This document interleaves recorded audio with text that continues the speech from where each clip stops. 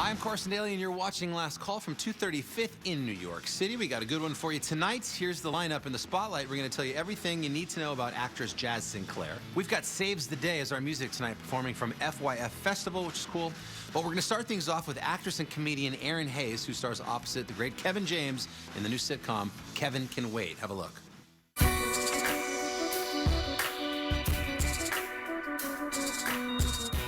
The first movie I was ever in was a horror film called Final Stab, and it's terrible. Terrible. It's basically gay porn without anything actually happening. Only the guys take their shirts off, and they had me in a blazer that's long with no shirt underneath, so it's right there, and like it opens. Like, that's not my best feature.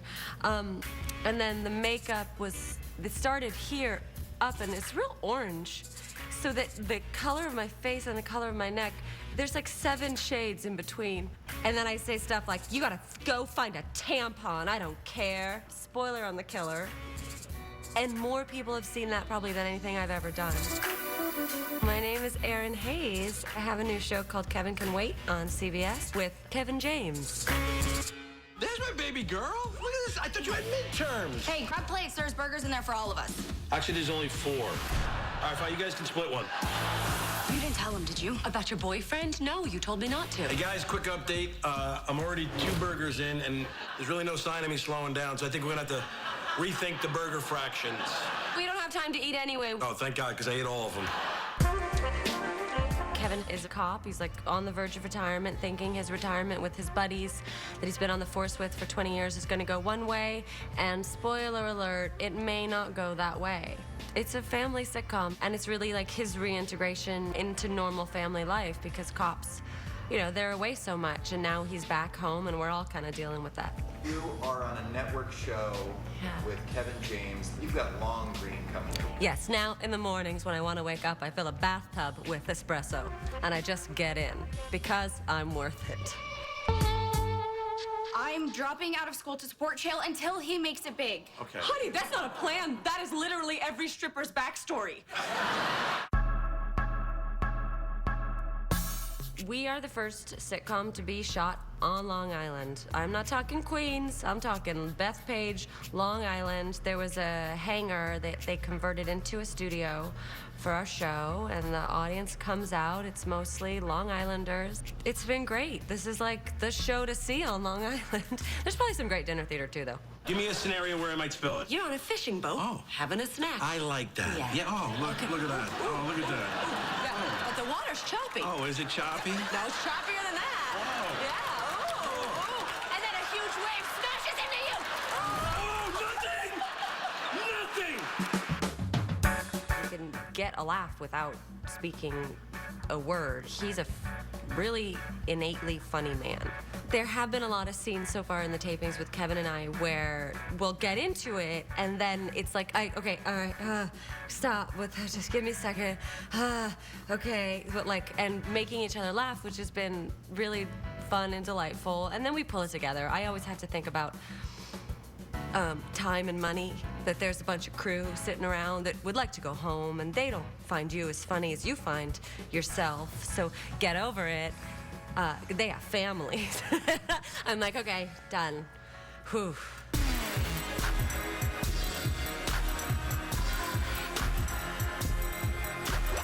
If you're doing a single camera show like Children's Hospital, every take can be a little bit different. Our cast is full of very grounded, normal, well-balanced people playing just the most depraved, like, weirdos, just self-serving a-holes. But I actually really need you To go on a show and play a character who is just unapologetically an a-hole was so refreshing. I'm like, you mean I don't have to make her likable? Like, they're like, do whatever you want. Like, the worse the better, please. Last night was at the Creative Arts Emmys, and Children's Hospital was nominated, and the show won, and Rob Corddry won for Best Actor. I did not win. That's fine. But, you know, you go into the governor's ball afterwards, and there's this staircase, and there's 6 women on this side and 6 men on this side, and they're holding trays of different kinds of alcohol. You're coming up and you're just like, well, I'll have one of you and slide down the banister. That's a weird job in Hollywood.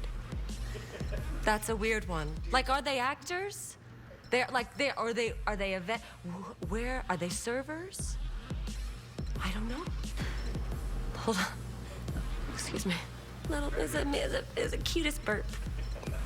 They've often said that to me. Cutest burp this side of the Mississippi. That was Erinn Hayes. Kevin Can Wait premieres September 19th at 8:30, 7:30 Central on CBS. Saves the Day is going to perform on Last Call from FYF Fest right after a quick commercial break.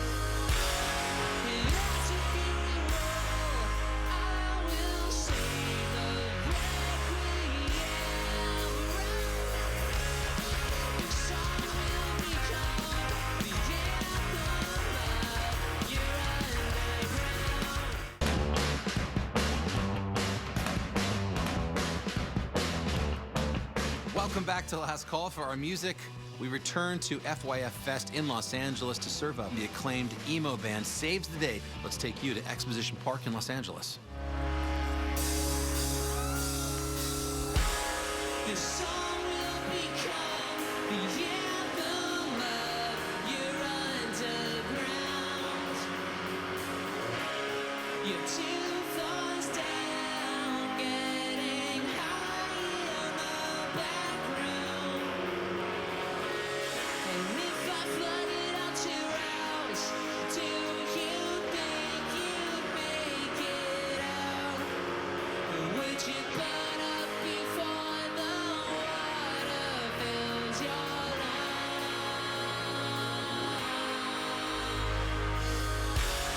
And as a funeral, I will sing the requiem right. The song will become the anthem of your underground. Your two floors down, getting high in the back room. And if I flooded out your house, do you think you'd make it out? Or would you burn up before the water fills your lungs? And as a funeral, I will sing the requiem. But I'll leave my hand, it would hurt too much to watch you die. And you can't bend when we mourn the death of you that night. You'll lay me on a dinner table, I will be the plate. With the apple in my mouth, the food that celebrates your end. And at your funeral, I will sing the requiem. But I'll leave my hand, it would hurt too much to watch you die. And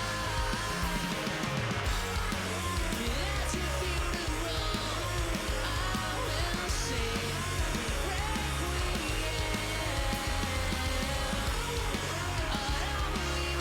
I'll leave my hand, it would hurt too much to watch you die. Alright.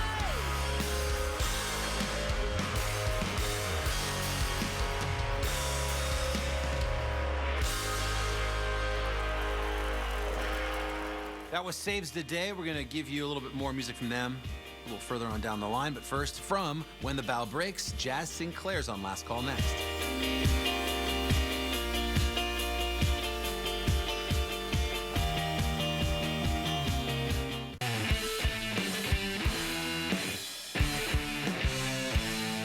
Welcome back. Jazz Sinclair's a young actress who is about to turn a lot of heads thanks to her starring role in the psychological thriller When the Bow Breaks. For more, we head over to Smoke Oil Salt for tonight's Last Call Spotlight. It's weird for me to see myself on a billboard. It's really exciting and cool and kind of like, I'm like, oh, that's my face.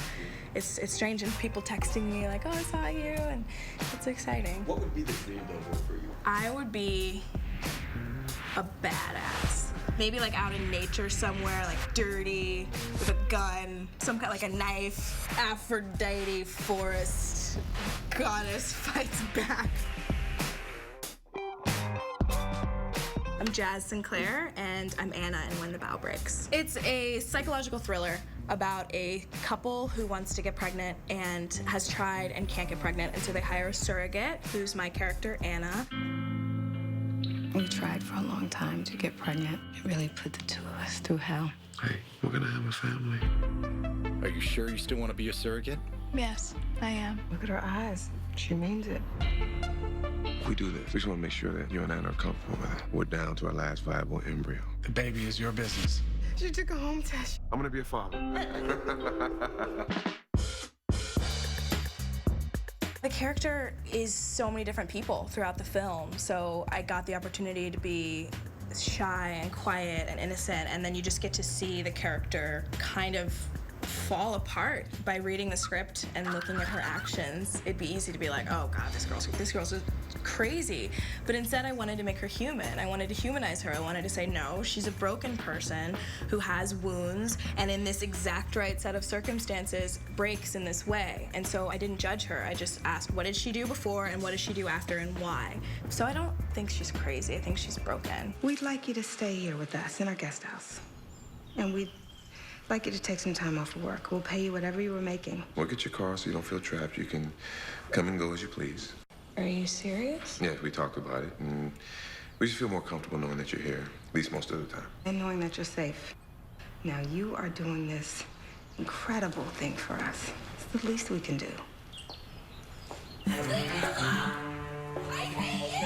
So I went to a surrogacy agency because I wanted to see what it was like, because in the script they were kind of like berating her, like it was intense. And so I wanted to see what that world was like, and I went there and it was happy and nice and the people were great, and they like gave me their card if I wanted to be a surrogate. And like the ideal candidate for a surrogate is somebody who's 30, who has kids, and who doesn't want any more kids. And so I had to ask myself, like, why then? This young, beautiful 21-year-old girl, why would they hire her? And I realized it had to come from a really genuine place of wanting to help somebody. And if it didn't come from that place, you couldn't relate to the character. And so at the beginning, Anna is someone who's in a trapped situation, who is suppressed and scared and mousy, and finally has the opportunity to help someone, and finally has the opportunity to give something back. And then this couple takes her in and shows her this life and this world that she's only dreamed of, that she's never tasted before, and she doesn't want to let it go. And that's where the madness ensues.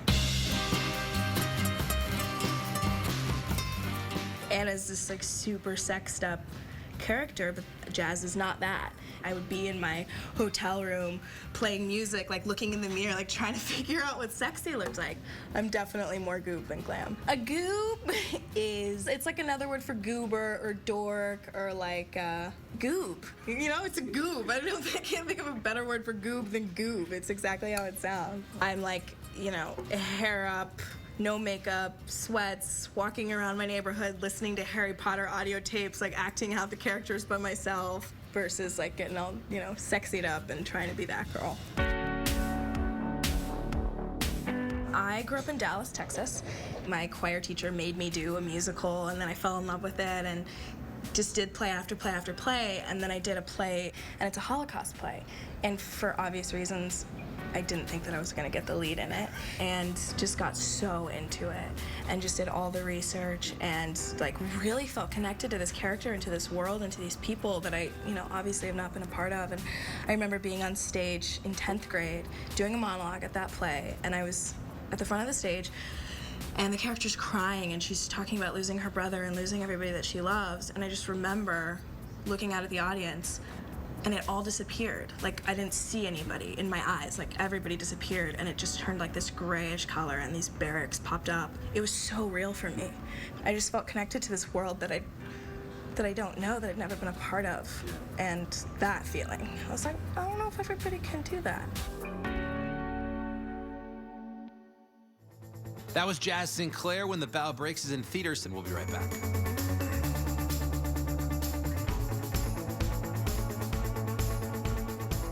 To keep up to date with all the very latest celebrity news, videos, and pictures, be sure to check out SplashNewsOnline.com.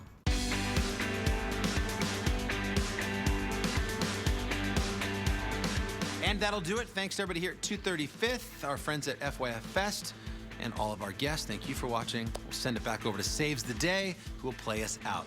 Good night.